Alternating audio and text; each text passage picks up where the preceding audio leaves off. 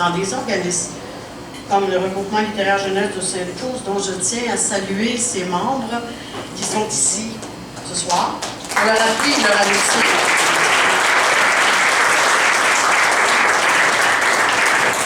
C'est aussi pour promouvoir le français auprès des jeunes dans l'exercice de l'écriture et parce qu'il importe de soutenir la relève. Alors pour toutes ces raisons, et parce que l'animatrice en moi souligne cette fête à longueur d'année en jouant avec les mots, n'est-ce pas, Carmen? Je vous présente les 10 mots farfelus que Mme Cloutier nous a présentés tout à l'heure, mais je voulais juste savoir s'il y en a qui s'en souviennent, à part Mme Cloutier. Alors, qu'est-ce qu'il y avait comme mot? Oui. Charivari. Ouf. Voilà. Timbré. Tire-larigot! Savez-vous que c'est un vieux mot moyen-âgeux qui voulait dire en grande quantité, entre autres? Il y a le verbe s'enivrer aussi, qui est un néologisme. Imaginez-vous que j'ai fait mes leçons. Je suis allée voir d'où venait ce mot, qui est assez récent, 2013, d'après ce que j'ai lu. S'enivrer veut dire s'enivrer de lecture ou se gaver de livres. Alors, s'enivrer est né en 2013, parce que M. Patrick, il disait que les mots bougeaient, les mots vivaient, mais en voilà un. Hein? Alors, pour cette occasion-là, je les ai réunis, moi aussi, en un texte. Et voilà, les grands esprits se rencontrent, merci. Alors, c'est tout petit texte, parce que sinon, je suis ici encore à 10 heures, puis je pense que les bons artistes allaient entendre. Alors, c'est au milieu de son salon, un hurlu-berlu, s'enivrait à tire-larigot, j'en ai 3, de centaines de bouquins empilés en zigzag. Ça, c'est un personnage de mes romans. Du plancher au plafond pour célébrer l'atmosphère, sans faribole ni charivari. Malgré ces précautions, la tour brinque-ballante s'effondra en créant un immense tohu-bohu qui alerta les locataires du rez-de-chaussée. En moins de 2, les gentils voisins vinrent lui porter secours. Qu'est-ce qu'on ne ferait pas, hein, son voisin? Le lecteur, quelque peu timbré, a-t-on été, disons, moi, je dirais plus assommé cette fois-ci, toujours enseveli sous l'amas de livres, mais heureux de s'en être sorti indemne, laissa tomber de soulagement. Et lorsqu'enfin il se retrouva seul dans son appartement, il reprit sa lecture là où elle avait été interrompue. Alors, si vous avez envie de vous amuser, faites juste francophile.qc.ca. Vous avez toute l'année pour vous amuser avec ces 10 mots, qui sont les 10 mots à la folie, on dit. Alors, merci, hein, bonne inspiration.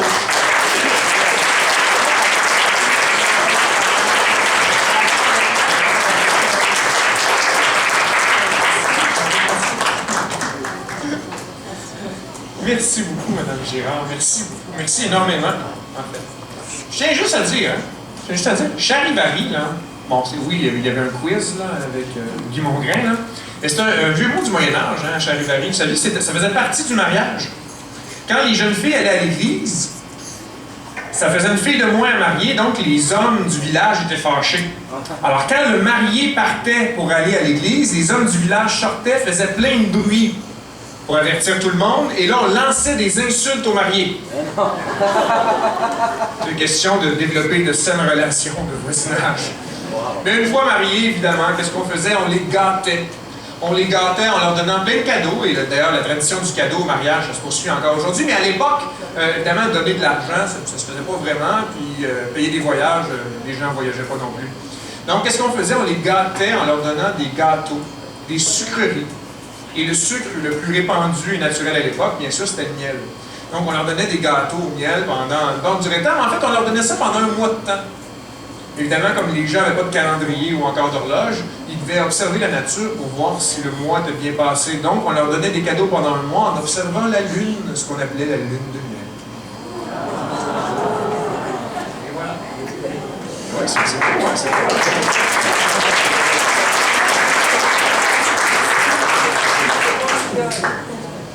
Alors justement, pour poursuivre avec nos grands héros. Alors pour vous, une prestation d'un auteur-compositeur-interprète qui a plus de 200 titres, 4 albums, en plus de toute la musique de film qu'il a pu faire. qui est l'auteur de la chanson Ensemble, avec la musique de George Thurston pour l'Association canadienne du cancer colorectal. Également, qui a participé aux Jeux de la francophonie en 2005 au Niger avec François Lavallée dans les compétitions, qui a gagné une médaille d'or aux Jeux de la francophonie, qui a représenté le Canada et le Québec à l'extérieur, notre récipiendaire du Grand Héron 2013, M. Normand Payne.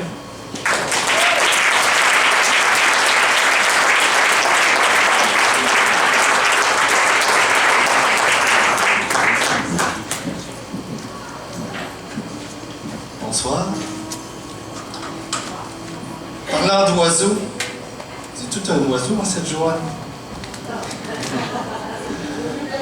Parlant d'héron, parlant de créateurs, on dit souvent des créateurs que ce sont des hiboux qui vivent de nuit. Alors moi je pourrais dire que j'ai écrit au moins les 3/4 de mes chansons et mes tableaux, j'ai fait ça de nuit. On est comme dans une ambiance où on n'est pas dérangé par personne. Stéphane, as-tu écrit beaucoup de nuit, toi? Oh non, je fais tout. Merci. Joanne? J'avais des enfants, donc je devais coucher tôt, mais ça fait que je n'ai pas pu. Bon. Alors, voici une petite histoire à ce propos.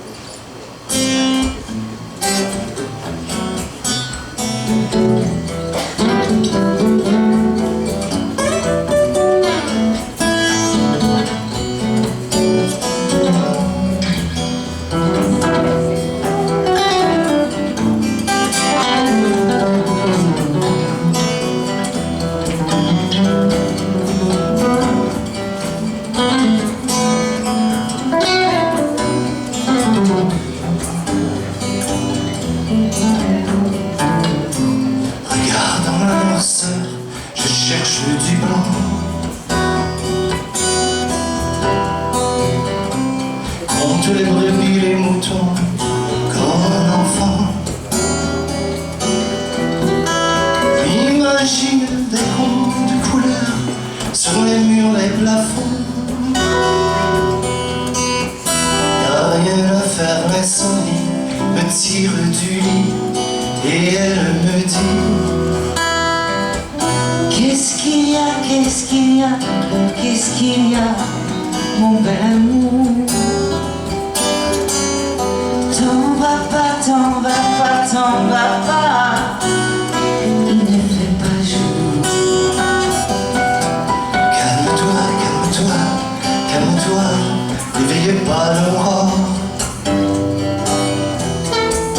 Retourne à tes rêves, à tes trésors.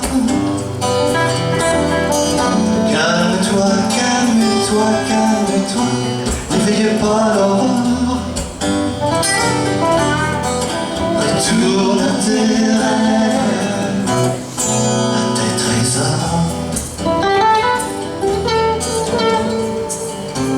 Je ne fais que dessiner, décrocher des noirs en mémoire. T'inquiète pas, je pêche sans appât. C'est l'envie mélodie qui coule en moi. Toujours le scénario de la double ligne et le pêcheur devant l'interligne. Des vers à écrire et des mots à boire, attendant que la nuit retire son abat-jour. Qu'est-ce qu'il y a, qu'est-ce qu'il y a, qu'est-ce qu'il y a, mon bel amour? T'en vas pas, t'en vas pas, t'en vas pas, il ne fait pas jour. Calme-toi, calme-toi, calme-toi, n'éveillez pas l'aurore. Retourne à tes rêves, à tes trésors. Calme-toi, calme-toi, calme-toi, n'éveille pas l'aurore. Retourne à tes rêves, à tes trésors. La minute et les doigts à la corde, je retourne auprès de ma licorne. Je joue carte sur table, valet de madame. Je lui offre des trèfles en bouquet, piqué droit au cœur. Elle me tend la main et m'invite à dormir dans son jardin. Je suis son œillet sur l'oreiller, odorant, adoré. Qu'est-ce qu'il y a, qu'est-ce qu'il y a, qu'est-ce qu'il y a, mon bel amour? T'en vas pas, t'en vas pas, t'en vas pas, il ne fait pas jour. Calme-toi, calme-toi, calme-toi, n'éveille pas l'aurore. Retourne à tes rêves, à tes trésors. Calme-toi, calme-toi, calme-toi, n'éveille pas l'aurore. Retourne à tes rêves, à tes trésors.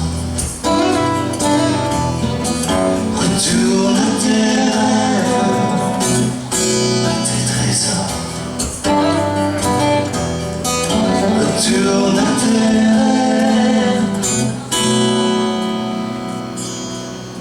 Bravo!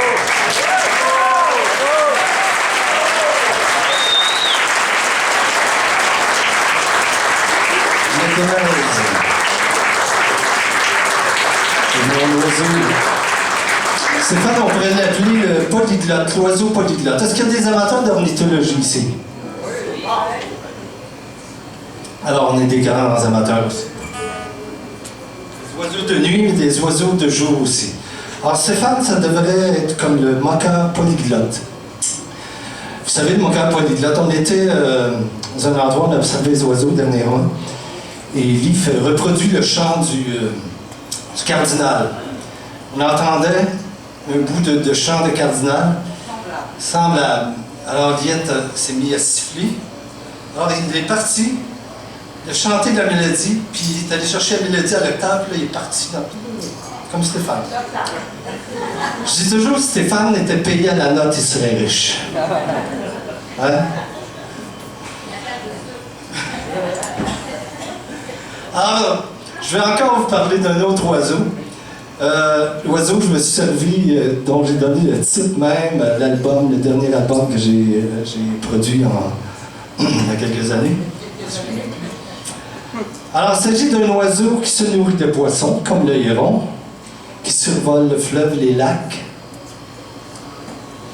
À quoi vous pensez? Non. Balbuzard. L'aigle pêcheur. La première fois que j'ai vu cet oiseau-là, j'habitais face au fleuve, on voit planer cet énorme oiseau, et tout d'un coup, il peut être à je ne sais pas combien de pieds dans les airs, il plonge dans l'eau avec ses serres, il ressort avec un poisson. Wow! Fabuleux! Quel spectacle! Alors, il m'a tellement étonné que j'ai décidé d'écrire une chanson d'amour sur le balbuzard.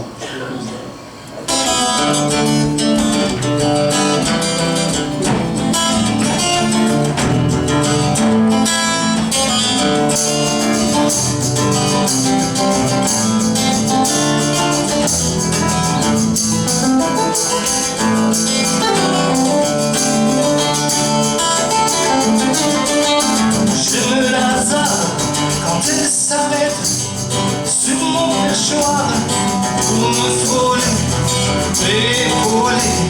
Je suis Richard quand elle croise mon regard. Si je m'attarde avec mon cœur et joue au billard, je suis son balbuzard avec le pêcheur. Je suis son balbuzard avec le pêcheur.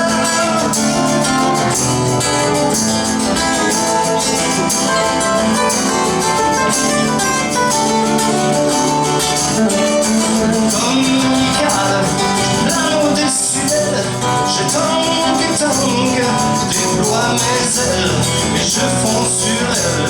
Je plonge et replonge dans le bleu de la nuit. Je regarde dans le gris de ses ennuis. Je fais mon nid. Oh, balbuzard, balbuzard, balbuzard.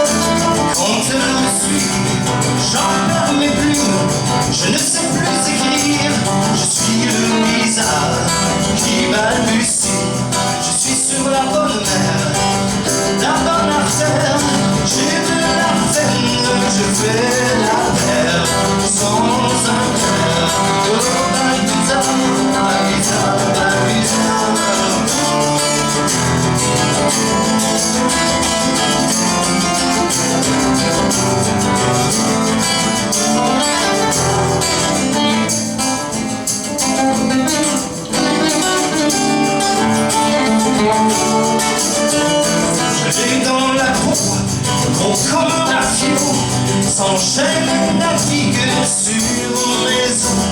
Et j'aime la scène, elle est la sirène, l'hameçon tendu vers au poisson.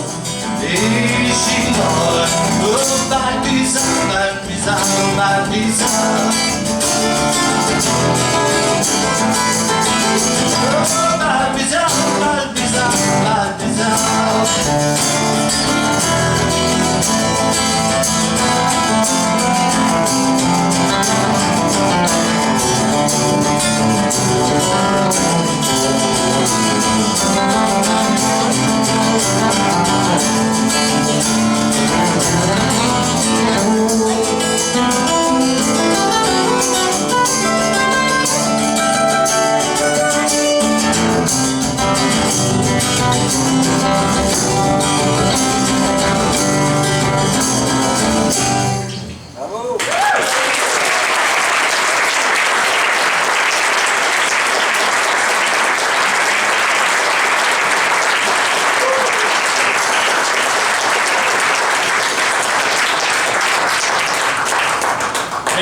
Merci, monsieur Perron. Vous savez, Perron, d'ailleurs, qui était composé de deux mots, hein, vous savez. Père, qui veut dire Pierre. Le I est parti, il est pas venu.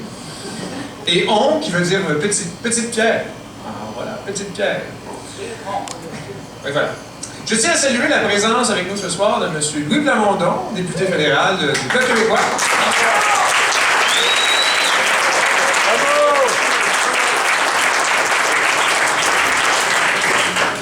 Et, restons en politique sans plus tarder.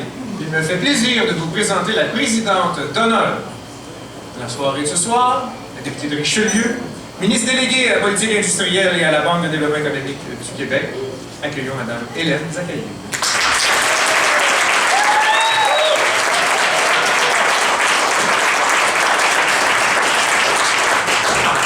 C'est vrai qu'on voit rien ici. C'est difficile hein, de parler aux gens quand on les voit pas. Malgré cette langue qui nous est tous si chère, cette langue qu'on doit parler, mais qu'on doit également protéger. Et moi, comme votre députée, je m'engage à être une des protectrices de cette langue. Vous savez, on a tenu une commission parlementaire sur la charte de la langue française, et j'ai été estomaquée de voir que pour plusieurs Québécois, ça ne vaut pas la peine de protéger la langue. En fait, pour plusieurs Québécois, elle n'est pas en péril, cette langue. Moi, j'ai été élevée par un professeur de français. J'ai appris à parler français, malgré que je suis à moitié libanaise. Dans cette terre ici, je suis née ici à Sorel, comme vous le savez. Et pour moi, cette langue, il faut la protéger, il faut la léguer à nos enfants avec toute sa beauté. Et ça me fait énormément de peine d'entendre qu'aujourd'hui, au Québec, on puisse prétendre que cette langue, elle n'a pas besoin de protection. Et je peux m'engager comme députée, et je l'espère encore future députée, de faire en sorte que la langue française soit protégée avec une charte qui soit renforcée, de façon à ce qu'on puisse au Québec parler, nos enfants, nos petits-enfants, parce que je suis grand-mère, et nos arrière-petits-enfants puissent chérir cette langue qui nous est si chère et qui a fait du Québec ce qu'il est. Alors, c'est l'engagement que je prends devant vous ce soir. Et je tiens à saluer tous ceux et celles qui travaillent à la protéger, ceux et celles qui sont ici, ceux qui sont honorés, les bénévoles qui ont fait en sorte que cette soirée se réalise. Et je vous dis, protégeons cette langue qu'on aime, continuons de la parler, de la chérir. Bonne soirée. Bravo. La langue, c'est mon pays.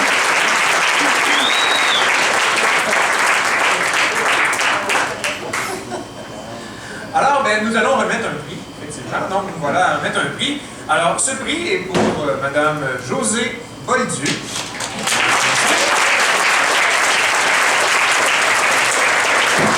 Alors, Bolduc, qui vient de Bois-le-Duc, Bois-le-Duc. J'ai cherché les ateliers, là. Ma mère, c'est une de Grand Prix. Ah, de Grand Prix. Ben, de Grand Prix, habituellement, les noms de famille viennent aussi d'endroits où les gens vivaient, comme Dubois, de la Rivière, des choses comme ça. J'ai cherché, j'ai pas trouvé. Je dois dire que je dois saluer bien bas là-dessus. J'en ai aucune idée. Donc, Madame Bolduc, donc Bois-le-Duc, Bolduc, ça vient de... Elle est autodidacte. Et en fait, elle écrit de nombreuses œuvres, mais je vais laisser quelqu'un de mieux placé que moi pour parler de Mme Bolduc.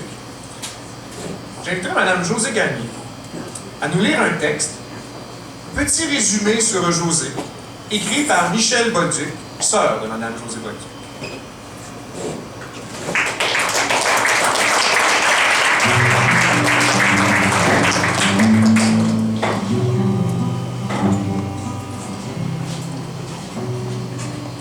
Un petit résumé sur Josée.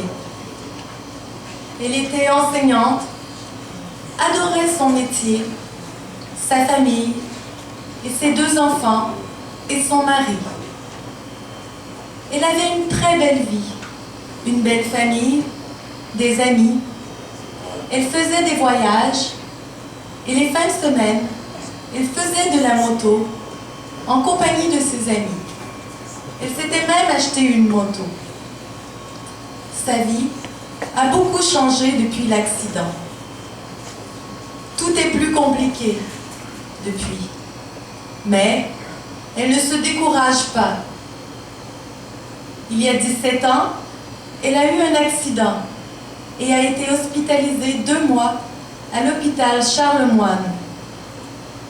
Puis, elle a été transférée à l'IRM, l'Institut de réhabilitation de Montréal, où elle a résidé pour une période d'1 an et demi. Elle y a travaillé fort, très fort. C'est là que son ergothérapeute lui a dit que ce serait bon d'écrire ses émotions. Ça l'aiderait, étant donné sa difficulté à communiquer à l'époque. Elle pouvait communiquer avec l'aide d'un tableau créé par elle, Michel, son mari, ainsi que l'orthophoniste. C'était très long d'épiler les mots, mais au moins, un moyen de communication existait pour elle et ses connaissances. Aujourd'hui, c'est plus facile, car Josée réussit à parler en chuchotant. D'ailleurs, son 2e livre, elle l'a dicté de cette façon, tandis que pour le premier, elle a dû apprendre le morse et son ordinateur traduisait en mots. Ça pouvait lui prendre un après-midi pour écrire un seul paragraphe. Le soir, lorsque nous allions la visiter, nous avions tous hâte de lire ce qu'elle avait écrit. C'est comme ça qu'elle a complété son premier livre. Josée a été plus d'1 an et demi à l'hôpital. Et tous les soirs, elle recevait de la visite. Mes oncles, tantes, cousins et cousines, ainsi que tous ses amis, étaient au rendez-vous. Comme ma mère est très organisée, elle avait fait un horaire pour les visites afin qu'il y ait toujours quelqu'un qui vienne la visiter tous les jours de la semaine. Josée le dit souvent, si elle s'en est sortie, c'est grâce à sa famille et à ses amis. Elle a très bien réussi avec ses enfants. Je pense qu'en raison de cette épreuve, ses enfants ont dû apprendre à se débrouiller. Sa fierté, ce sont ses 2 enfants. Ils sont extraordinaires. Josée est très bien organisée. Et comme elle dit, elle n'a pas le choix. Elle gère sa maison, son personnel elle-même, et on doit exécuter ce qu'elle demande. Elle a rénové et décoré sa maison. L'été, elle choisit ses fleurs qu'elle fait planter et disposer selon ses plans. C'est un vrai petit paradis. Et comme elle le mentionne, elle a la chance d'en profiter. Mais je vais vous dire que tout est vraiment compliqué pour elle dans la vie de tous les jours. Par exemple, un bain de 10 à 15 minutes prend 2 heures. Et c'est ainsi pour tout le reste de ses activités. Pour sa famille et ses amis, c'est un exemple de courage. Et personne n'a envie de se plaindre de ces petits bobos. Ils ont juste à penser à Josée. et ça leur donne le courage pour avancer et continuer. En somme, Josée est une femme organisée, extraordinaire, courageuse, joviale et intéressante. C'est pourquoi elle est si bien entourée. J'espère que cela vous aidera à mieux la connaître.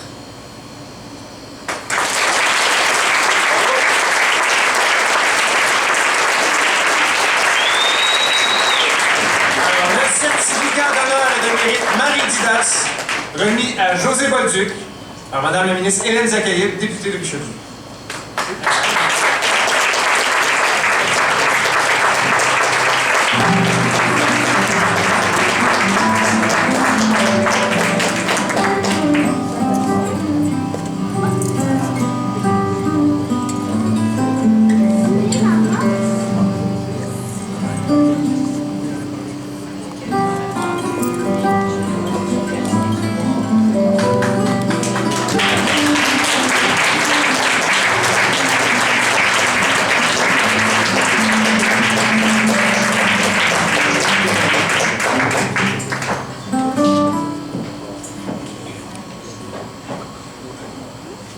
Ce soir, je serai la voix de Josée, étant donné qu'elle ne peut le faire elle-même.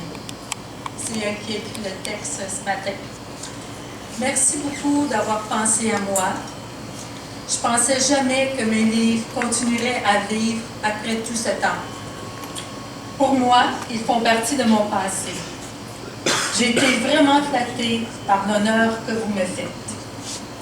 Je dois tout d'abord dire merci à mon ergothérapeute de m'avoir fourni les outils pour écrire mon premier livre. Merci aussi à mes proches qui m'ont encouragée par leur intérêt à me lire tout au long de ce projet. Pendant des mois, les mots ont résonné dans ma tête. Je peux dire qu'ils ont probablement su garder mon équilibre mental. La vie est si fragile, a été une vraie thérapie. Je pensais jamais que ma petite histoire pouvait intéresser quelqu'un. Mon deuxième livre, Cascade de soleil, je l'ai dicté. J'ai passé un été merveilleux avec les mots qui dansaient dans ma tête. Une fois de plus, j'avais trouvé un moyen d'expression. Merci encore de me faire vivre un si beau moment. Tous les matins, j'ai deux choix. M'apitoyer sur mon triste sort ou me lever et profiter de tout ce que la vie peut m'offrir. Comme je dis souvent, je suis une profiteuse née. J'essaie de ne rien manquer et ce matin, j'ai eu raison de me lever de mon lit. J'espère que les mots de la langue française continueront à toucher le cœur de plusieurs générations. Bonne soirée et un gros merci d'avoir pensé à moi et merci à Mme Forgette et tous les organisateurs de cette belle soirée. Et aussi, je voudrais féliciter les récipiendaires de ce soir. Alors, merci beaucoup.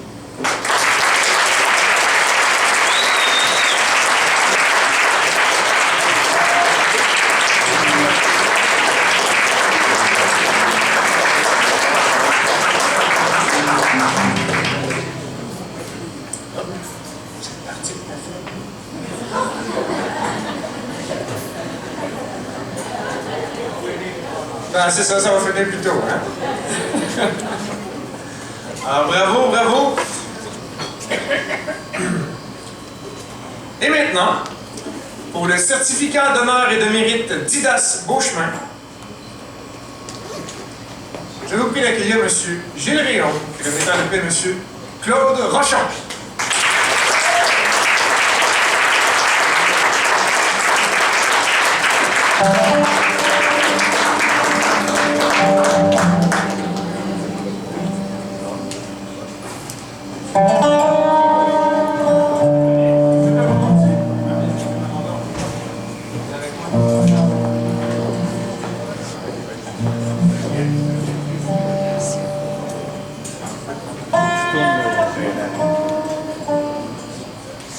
Donc, M. Claude Rochon Originaire de Saint-Jean-sur-Richelieu. Bon, on peut pas tous être parfaits, non? Enlevé pendant plus de 20 ans dans le domaine de la radio à CKRL.